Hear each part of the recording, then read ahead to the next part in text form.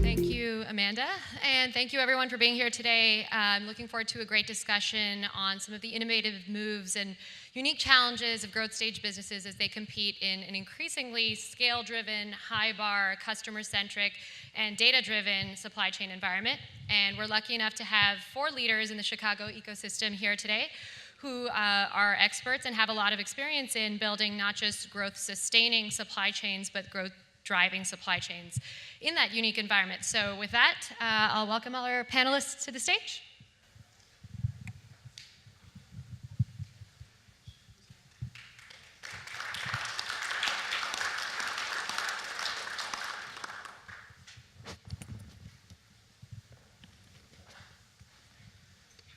All right, so why don't we kick off with introductions. Pat? Sure. I'm Pat Vitelek. I'm the founder and CEO of Home Chef.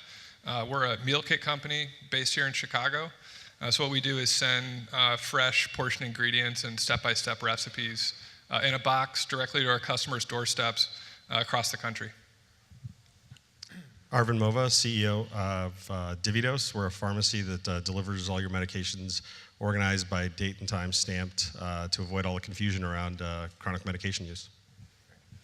Hello, Jet McCandless, CEO and founder of Project 44. We're an enterprise SaaS technology company focused on the trucking and logistics space. Hi, Jordan Diab, CFO and COO of Interior Define. We're a furniture company with the goal to make the sofa buying experience more comfortable. Based here in Chicago with a location in New York, soon to be Texas and Los Angeles. Great, awesome. So we'll kick off with one simple question. In your experience, what is the #1 success factor in building a supply chain that supports aggressive growth? So as you think about trading off between cost management, customer service, brand integrity, product quality, and just pure rapid scalability, what has to come first? And Jordan, I'll kick off with you and we'll go down the line and have everyone sort of agree or disagree. Sure. There are obviously a lot of factors, but to choose one, I'd say maybe obviously having a vested partner. We really just recently adopted this philosophy of a kind of a vested supply chain approach, where in the early phases of the company, just as background, taking a sofa from our factory door in southern China and moving it, through the various steps and putting it in your living room requires, a fair number of partners. But in the inception of the business, we were very focused on cost, unit economics, certainly customer service, but making sure we move the business into a viable position. I think as we continue to evolve, we are moving away from that approach and really more to the vested approach, where we're creating a dynamic with our key suppliers, 1 or 2 individuals or 1 or 2 groups, into a conversation about our goals or the desired outcomes. And so really having a partner who's willing to do that, have that conversation, which is not transactional, it's relational, and really kind of, make more or less backing into kind of what you need by virtue of their capabilities, which, as a novice, as a non-supply chain entrepreneur going into this, needed to be educated on, was from our standpoint the biggest aha moment, and in my view, probably the biggest essential need to have really a truly vested partner or partners. Right, Jet. Yeah, those are all really, really great points. I definitely, capital-intensive business, I assume that you have, that makes a lot of sense.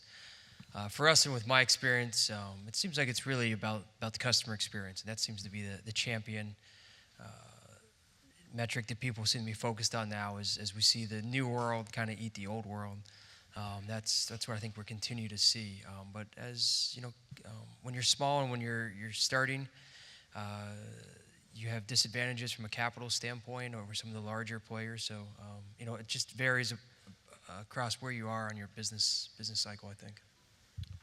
So I'd echo what Jordan said about really your vendor relationships, making them really strong, making sure that they're bought into what your goals are, what you're doing, so you can provide that great service to your customers is really important. And Not everybody's going to get it. Not everybody's going to buy into your story. If they don't, you need to find someone else, because it's really important to get them vested in what you're doing, so that they can work with you. I say that in the early days, I probably spent more time on the phone with different vendors, learning about different aspects of the business that you come to a business knowing certain aspects of it, but you can learn a ton from these vendors, and it's really important to take advantage of that. For us, I think it's, especially in the early days, it was a focus on the customer experience. And the big reason is that we had to nail the customer experience in order to scale the business. And we probably wouldn't have had opportunities to get some of the cost savings that we have now, given the scale that we're at. So it really was important for us to figure out the product and retention before we could even get the business to a scale where we could start to take advantage of that and start to see some cost savings while still delivering that same experience. Got it. Great. So I'm hearing investing in relationships across with partners across the supply chain to deliver on customer experience. So to push that a little bit further, Arvind, let me kind of follow up on your point. So as kind of a growth stage company, not having the critical mass of volumes that maybe larger companies have, how do you, or the infrastructure even, how do you win with vendors? What are creative solutions that you've employed to build those vendor relationships, and what's an example of how powerful that can be? So, I mean, like everything in life, it's about a personal connection a lot of times with people. You've got to get them, the vendor, to understand and have that point of contact, know who you're working with, get them bought in on the idea of what you're doing. I think of vendors as more important than your investors when you're talking about really discussing with them what you're going to do, because in businesses where you're going to require capital intensity for working capital, you are going to need their buy-in and then their ability to see where the business will grow into. We didn't waste a lot of time on things like worrying about the discounts and things early on, because you really want to focus on the service level and are they going to buy into what you're doing. As you grow, you will have the opportunity. They know they've got to win your business as you get bigger, and they know that there's going to be other competitors out there to replace them, but they have that great position, and you want to keep an open and honest relationship with them. Let them know, like, hey, listen, I love working with you, but at the same time, you got to continue to win my business. Any other examples? Yeah, one thing we obviously don't have on our side is scale, but one thing we do have is growth. Recalling kind of some of our earliest conversations with our key vendors today, it did take a bit of faith in that relational convincing. But if they were to analyze their core customers, they're growing 3 to 4% year over year. It's not that exciting. Versus the likes of ourselves, these companies, a lot of companies at Techweek are growing 2, 3, 4, 5x year over year.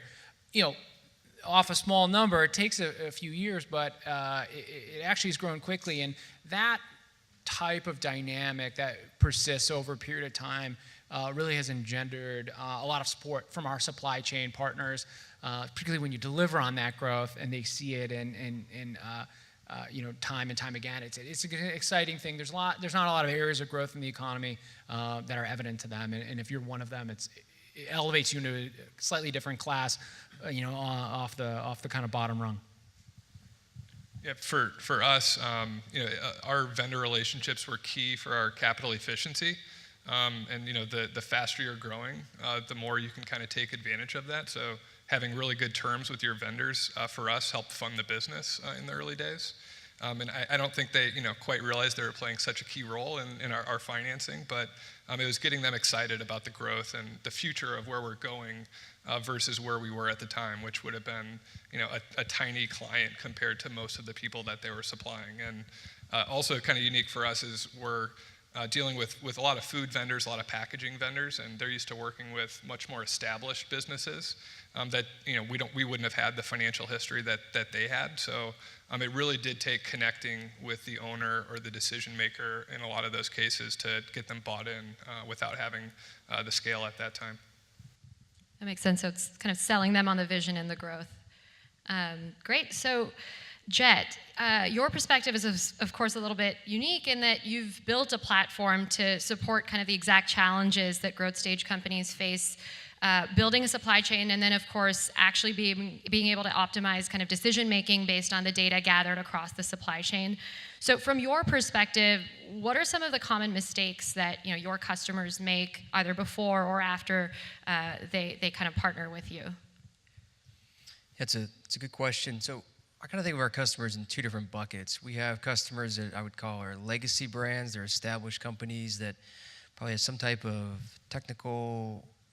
technology that's in place that needs to be updated. And then we have a lot of tech startups that are kind of joining the party. There's so much venture capital out there right now. There's more VC out now than there has been really ever. So the biggest challenge that we see with the legacy brands is that this is why they're such great opportunity for these startups, is they're not willing to realize the sunk cost that they've made in their supply chain technology, and so it creates a great opportunity to kind of run around them. And when we deal with the new tech startups, the biggest challenge that we see is just not hiring the functional experts that are supply chain folks that can really sit down and leverage the technology or can help them. And of course, we see with a lot of the tech startups kind of see this pride of authorship, where they have this dream team tech group, which I'm sure they do in a lot of cases, and they just want to build everything. They don't want to use accelerators along the way. But we're pretty fortunate, and I feel that both groups will kind of sort it out.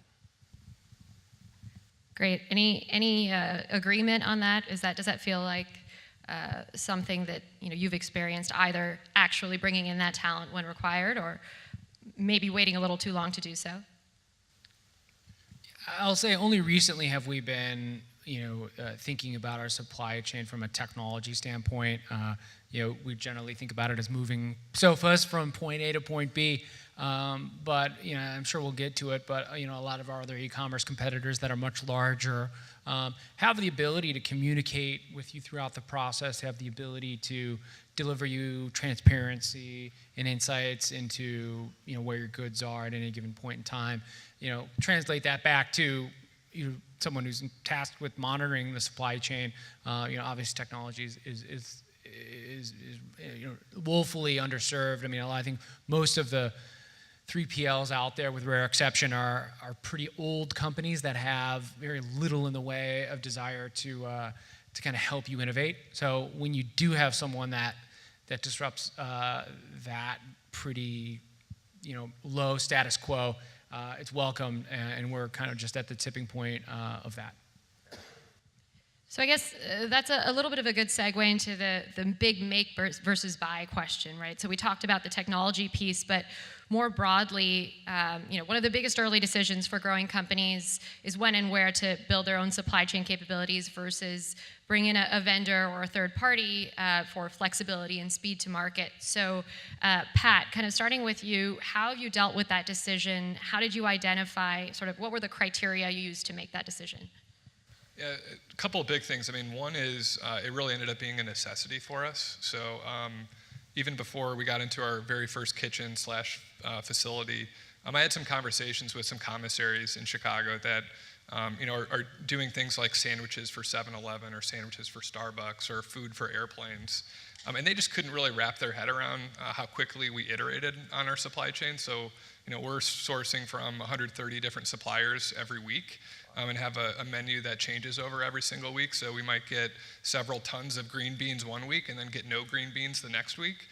So it's a little bit of a different challenge that a commissary kitchen that's used to producing mainly the same things over and over again, maybe it's on a monthly basis. And that might even seem kind of a rapid iteration for them, a month at a time. But we do things a week at a time. So I did have those conversations and just found out early that it was either A, going to be too expensive, or B, going to take too long to get them comfortable with what we were doing. And so, I think it's really become a core competency for us, though, over time. So it feels like I'm actually very happy there wasn't a commissary that tried to bend over backwards to do that for us, because we had to learn a lot along the way. And I think at a certain scale, we probably would have had to kind of rip that Band-Aid off anyway. And I think it would have been impossible for us to kind of catch up from a learning perspective had we gone that route. I'm a big believer in, buy until you have to build in everything but the one thing you really want to make a big disruption in. So pick what you want to do, pick what you want to be really great at. The other things you can get figured out, and most of these businesses, volume solves all. And so you really need to get that figured. I think that, in Pat's situation, there's nobody that could do that. So you have to build that. There's tons of things you have to build every day to build these businesses. If you can shortcut that by buying it, I'm a big believer in continue to buy it until it has to be built, because you then know what you actually need to build rather than trying to figure it out. Because if you're 1 degree off at the bottom here and you make a wrong turn, as you're growing out here, you're way off compared to being able to back up and say, okay, listen, we can now figure this out and build it ourselves. That's a really great point. I agree with you. Pat's situation was unique, and the business itself is unique. But if it's a product that's being made, or a widget that's being imported, if you can leverage a third-party logistics company like you mentioned, or a third-party warehouse, it's a huge advantage. And so it's kind of that mix of fixed and variable cost.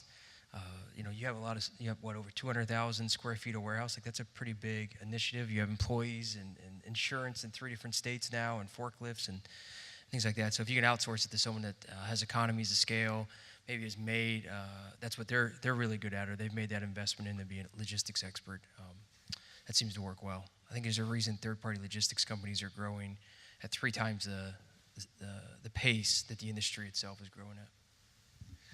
Yeah, I think when we think about buy versus build, there's an element of just realism that sets in. That moving a product the size of ours, a sofa, a chair, a bed frame, just requires such a massive installed infrastructure that you kind of have to step back and say, where can we play? Where can we invest our time in the supply chain?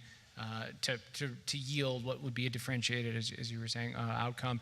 And our perspective is that's the last mile. The last mile for us is so challenging. We play in a space that is not a FedEx or the UPS space, which presents opportunities and challenges. We'll say their name because I'm sure we'll talk about it at some point. But you can even see Amazon's investments in last mile as a recognition that UPS and FedEx are good, but not great. Don't in some cases deliver on Sunday. Amazon does. We're really stepping foot into a customer's home, hallowed ground. So our SLAs need to be so tight. Our control over the last mile, despite not owning it, but in some kind of hybrid approach, need to be so thorough that it feels or seems as though we have a relatively undue influence over it. I think the name or the acronym, DNVBs, digitally native vertical brands, has kind of become a little bit ubiquitous, maybe that's the wrong word, but it's becoming increasingly popular because the verticalness, I suppose, of the DNVB acronym is around control of the supply chain, often not ownership, just for realism sake. But the last mile, that's where we're focusing a lot of our quote-unquote build efforts, to make sure that that's a distinguished customer experience. Probably we'll never own it, but we'll try our best to control it as best we can. So I guess from the last mile, thinking a little bit about the miles prior to that, Peter Thiel calls vertical integration a very underexplored modality of technological progress. And so, Jordan, I'll play that back to you. Where on the roadmap is vertical integration for you in your specific business, and where do you think it should be for a growth stage business? Sure, and this is really looking forward, but we can see ourselves or others. I can draw maybe a very far-reaching parallel to Harry's, which saw an opportunity in consumer shaving and built their own factory. I think that's probably not 1/10 probability for us, but we see the ability to control production, given the vast majority of our brand's premises around customization. We see the ability to control the means of production as a real opportunity to influence a differentiated brand experience and customer experience. Vertical over-the-road trucking, steamship line, things that we deal with all the time are probably less in the means of innovating. But we think potentially the means of production could give us the opportunity, like it's given Harry's arguably a leg up on the competition in a different way that we don't see it today. Any others? Kind of where is it on the roadmap? So for us, it's natural at some point to think about going straight to a farm or even having our own meat processing facility. But for us, it's almost like a build versus buy type of question. So we're thinking about the customer experience and cost savings essentially from an operational standpoint. So if it makes sense for us in the future, it's probably going to be leveraging the scale that we have today. But it's not always a necessity for the customer experience. If you have a good partner that can do these things for you that make your operations a little more simple and even a little bit more controllable, we'll probably lean in that direction until it feels like a necessity from a scale perspective, assuming that also adds to the customer experience. So I agree with the comment that vertical integration is underutilized, but I think that it's the stage of the company and where you're at in the market. The other thing that I think, and this is from Peter Thiel, is you want to build a company that's got the ability to have concentric circles. So you want to really dominate some core aspect. But when you're thinking about your company, when you're thinking about building it, you need to think of what are the next concentric circles that I want to take over in my vertical chain, so that you're buying it until you absolutely see that we now want to take that on. And if you have that core relationship with your customer and with the other vendors, then you have that ability to do that. So I think the long term is you're going to be vertically integrating those things, but you want to make sure that you're doing it in a smart way. Trying to build the entire vertical integration too early, to me, it seems like a fool's errand. Jet, do you see growth stage companies making that mistake and trying to own too much too soon? Or is it sort of the inverse, where opportunities are not tapped into enough? Typically what I see with growth stage and startups is just trying to tackle too much. I think everyone up here brought up some really interesting points. I agree with what everyone said, and you had touched on it earlier in the panel. It's that focus that really I think allows people to be excellent. And to your point, if you're off just that 1% that you kind of mentioned on, that lack of focus can over a number of projects can really have a negative impact on a business. Great. So I guess I'll take the opportunity now to address the $500 billion gorilla in the room, or elephant in the room. So I think what's unique about this panel, there are three sort of different business models here, all of which have maybe kind of a legacy service delivery and speed expectation, which are different. So, you have grocery, which traditionally you had to go pick it up. And then even in the modern era with meal kits, there's sort of a, weekly or bi-weekly delivery cycle. So not the same sort of as on-demand e-commerce, but some implications there. You have, kind of prescription drugs, which again, didn't really traditionally have a kind of e-commerce play. And so there's some service and delivery expectations there. And then you have furniture where I think, we all know it's 8 to 10 weeks if you're lucky. And so how do you think about Amazon as a competitor and the standards that have been set? Are they relevant for you? And let's start there, and we can just go down the line, Pat. So I think Amazon's definitely pushing consumer expectations. For our business, it's a little different, I think. So we're not necessarily the solution that you're going to go to if you pull up in your driveway and need food in 30 minutes. A lot of our customers, the way they think about meal planning is going to the grocery store over a weekend, and then you kind of have your meals planned for the week. So from a customer experience standpoint, they're very used to kind of setting their order a week in advance. So we actually have stayed away from the last mile. Now, that being said, I think over time it's going to be important for us to be everywhere our customers are. But I think we'll start to see some of our shipping partners change their mindset a little bit. They're going to have to compete with Amazon, FedEx, UPS, and others of the world. So, for us, I think it's opportunity. I think we can offer that last mile solution at some point in the future, and hopefully Amazon putting pressure on some of our shipping partners will accelerate that for us. So for us, our core business is the customization of what's going on. Every single customer that's going out is totally different. Similar to, Pat's not selling groceries; he's selling, food that's prepared, that's semi-prepared, ready for you to do what you're going to do with it. It's a very different business.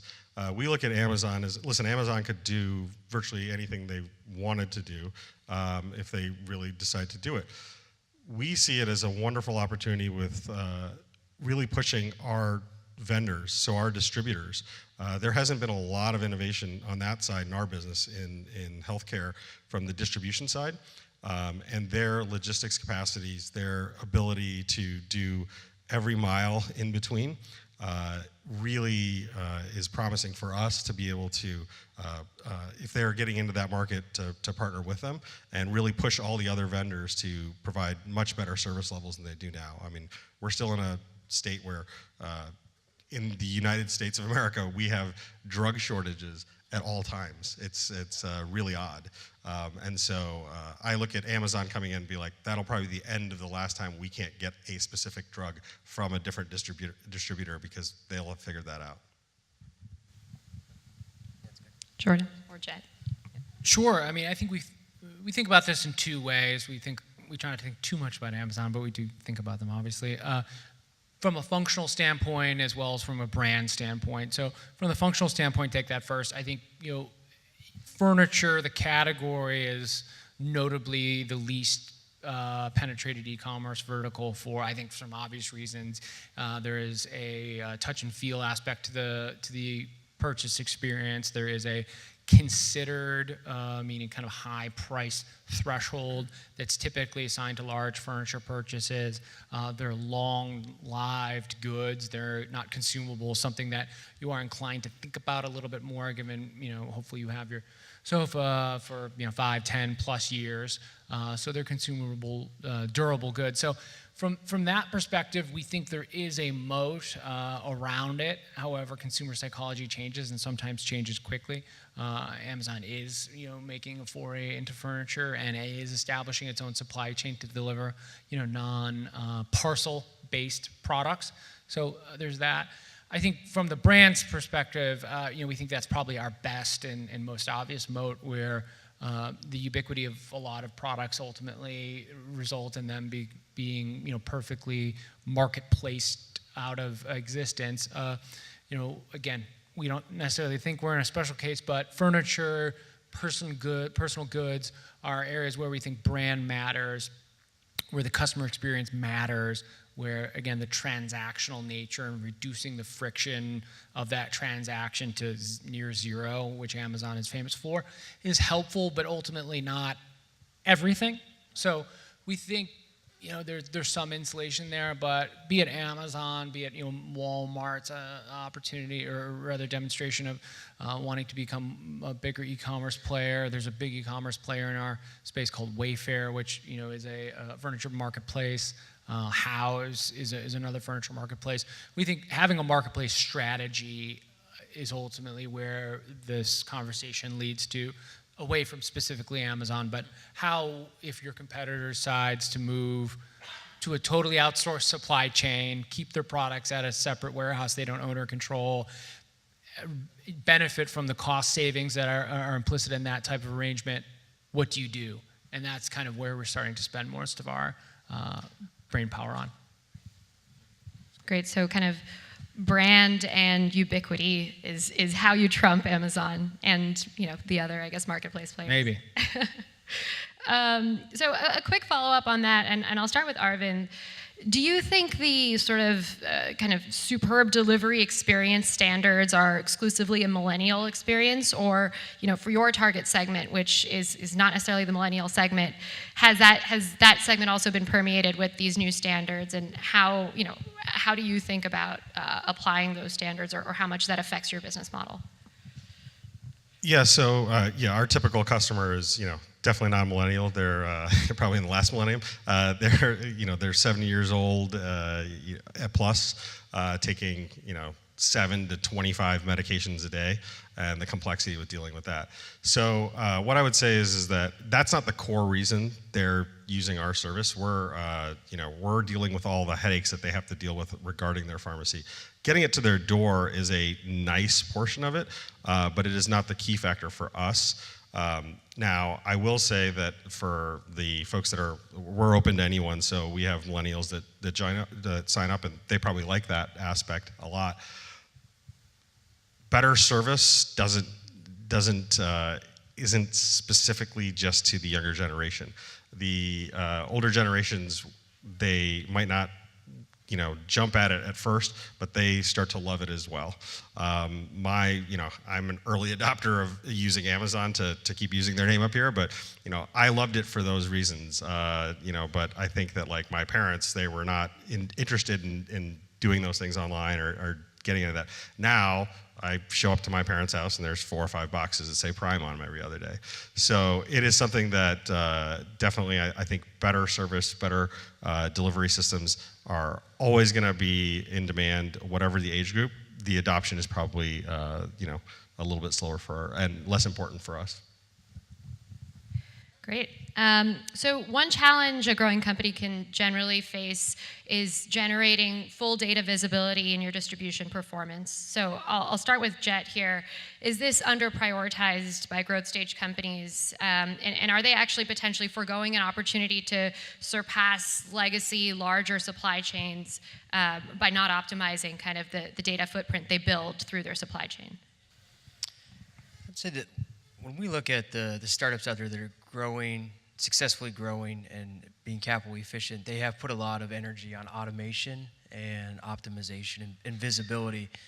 And one of the things I love about Amazon is just that after decades of CFOs and bean counters really pulling the service and the people part out of businesses, that they really, to your point, took that friction out and just kind of improved that customer experience. So it's great to see, as a consumer, that increase. But the only way you can one of the main ways you can improve that customer experience without hurting your bottom line is just with that automation that has to take place.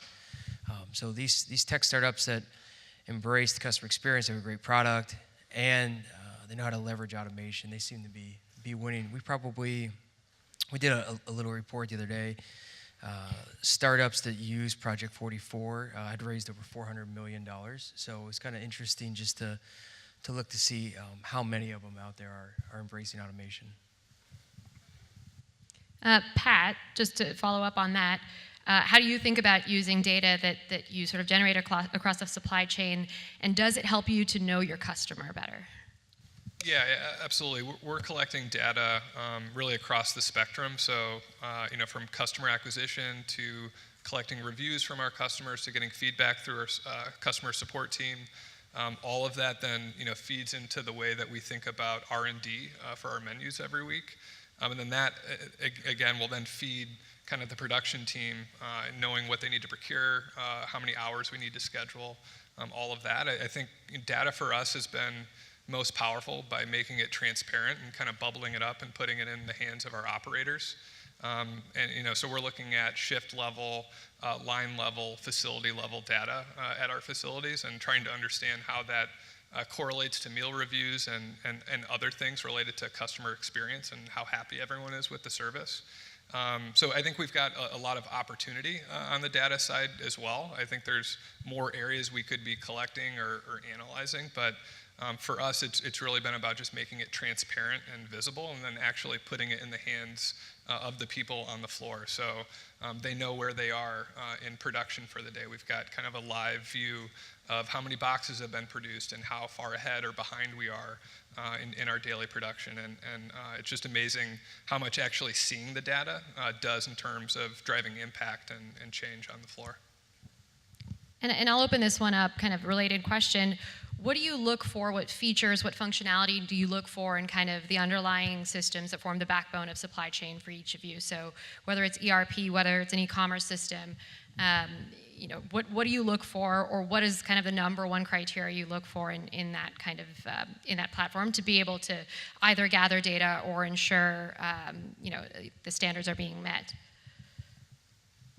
So our biggest struggle and what we try to focus a lot of our energy on is this notion of attribution. Not only our customer acquisition attribution, but certainly what have we done, what have we not done to influence the outcomes that we track, most notably through a net promoter score.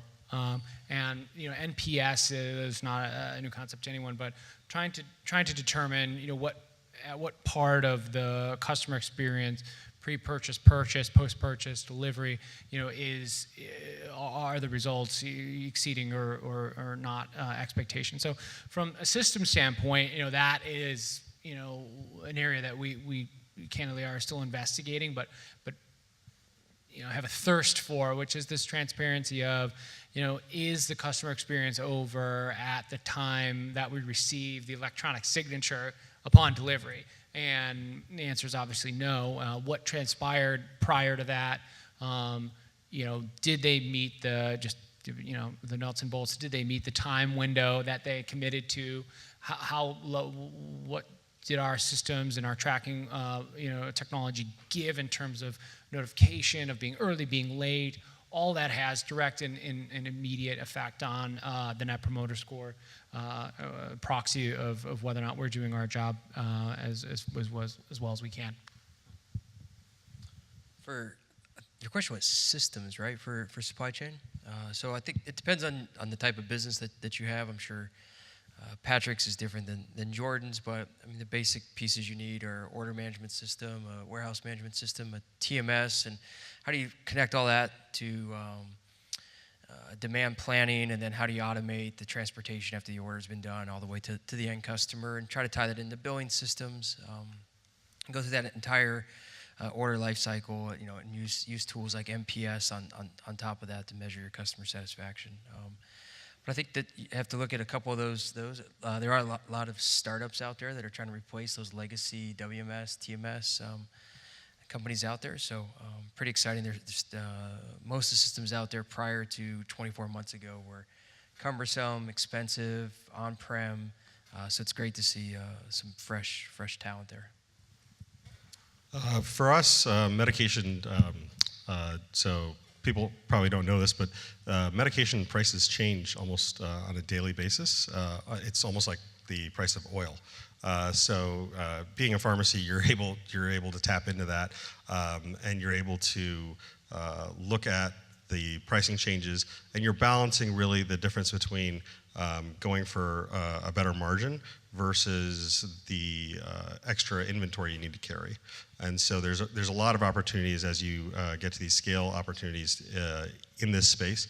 So it's really important. That has required us really kind of building a lot of that out, and still doing a lot of that, not in overly sophisticated fashion, but to take advantage of those opportunities. But that's the biggest factor for us is in our supply chain, is making sure that we're balancing our ability to drive margin and improvements in margin, as well as the inventory needs.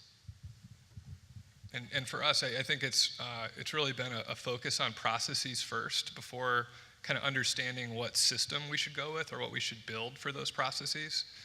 So we've been very careful not to kind of overinvest or overbuild that would then kind of dictate what our processes should be. So I think it's important to remember how powerful spreadsheets can be, especially in the early days.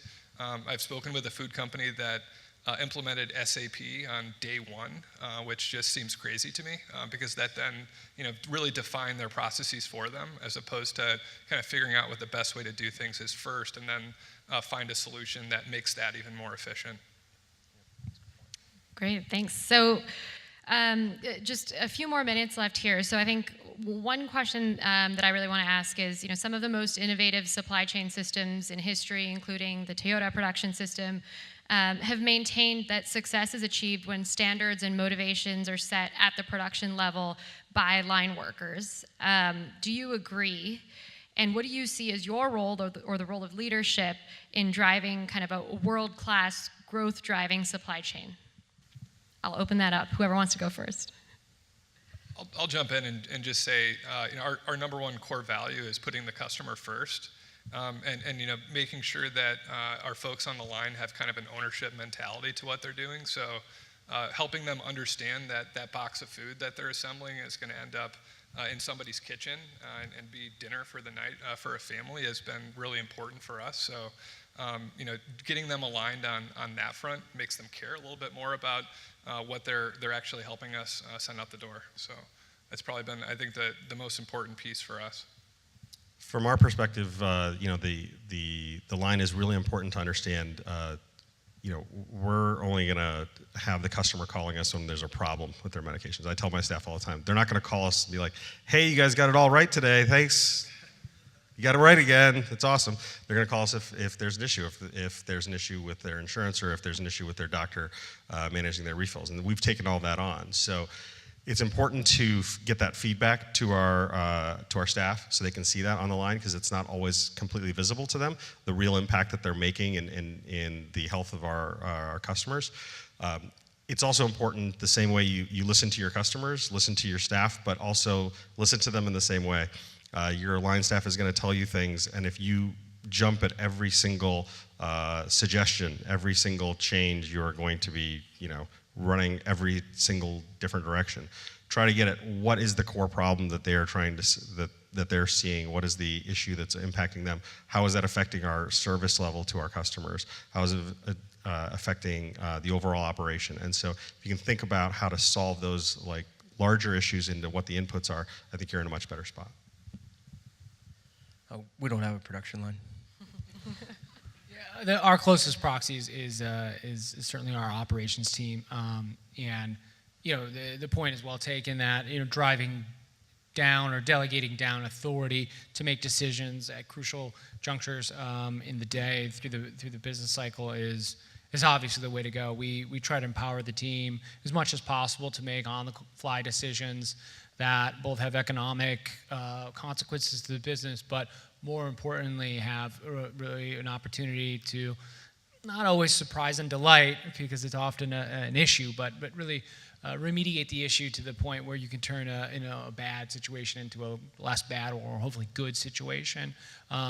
Weighing that against the unit economics that we try to maintain is not necessarily the way we think of it, but we're really kind of more focused on the customer outcome. If something goes wrong, how do we, in many cases, move heaven and earth to make it right?